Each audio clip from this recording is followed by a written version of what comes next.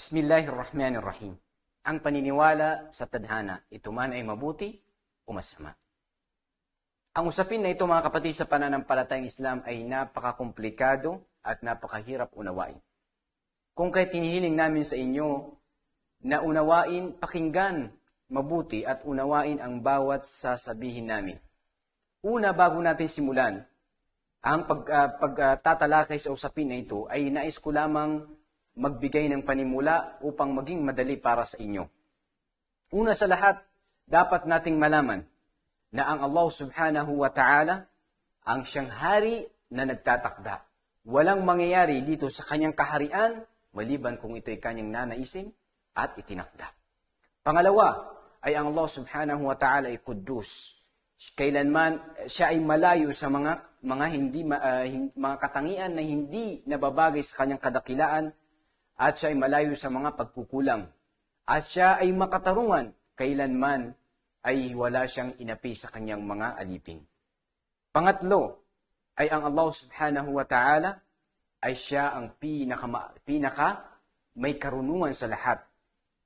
Meron siyang karunungan, hakim kung tawagin. Ibig sabihin, ang lahat ng mga nangyayari dito sa mundong ito, mabuti man o di kaya ay masama, ito ay sa likod nito ay may karunungan, kaalaman, wisdom na ninanais dito ng Allah subhanahu wa ta'ala. Sa pagtatalakay ng paniniwala sa tadhana, ay meron tayong 4 na bagay na babanggitin na napakahalaga upang mas maging madali na maunawaan natin ang usapin na ito. Una, dapat mong malaman ay ang Allah subhanahu wa ta'ala ay batid niya ang lahat ng bagay. Ito ang una, ang kaalaman. Ibig sabihin, ang Allah subhanahu wa ta'ala, batid niya ang lahat ng bagay dito sa ibabaw ng mundo. وَيَعْلَمُ مَا فِي الْبَرِّ وَالْبَحْرِ وَمَا تَسْقُطُ مِنْ وَرَقَةٍ إِلَّا يَعْلَمُهَا. Ang Allah subhanahu wa ta'ala, ibatid niya ang lahat ng napapaloob dito sa ibabaw ng kalupaan at sa karagatan, bagkus maski ang nahuhulog na dahon, ito ay alam ng batid ng Allah subhanahu wa ta'ala. Pangalawa, dapat nating malaman na ang lahat ay ito ay tinakda ng Allah. Lahat ay itinakda ng Allah subhanahu wa ta'ala. Ang Allah subhanahu wa ta'ala ay siya ay nagwika, وَكُلَّ شَيْءٍ أَحْصَيْنَاهُ فِي كِتَابٍ مُبِينٍ. Ang lahat ng bagay ito ay aming itinala, itinakda sa aming aklat o talaan, ang tinatawag natin na Al-Lawh al-Mahfuz.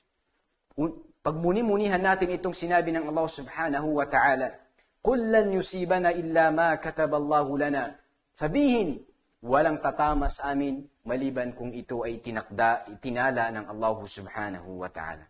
Pangatlo ay ang mashi'a, o di kaya ay ang walang mangyayari maliban na ito ay ninais ng Allah subhanahu wa ta'ala.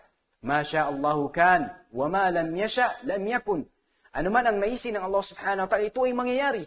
At anumang hindi niya nanaisin, kailanman ito ay hindi mangyayari. Wa ma tasyauna illa ay yasha Allah.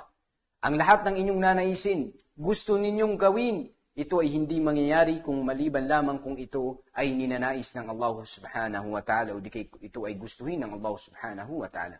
Pang-apat at siyang panghuli ay ang paglikha.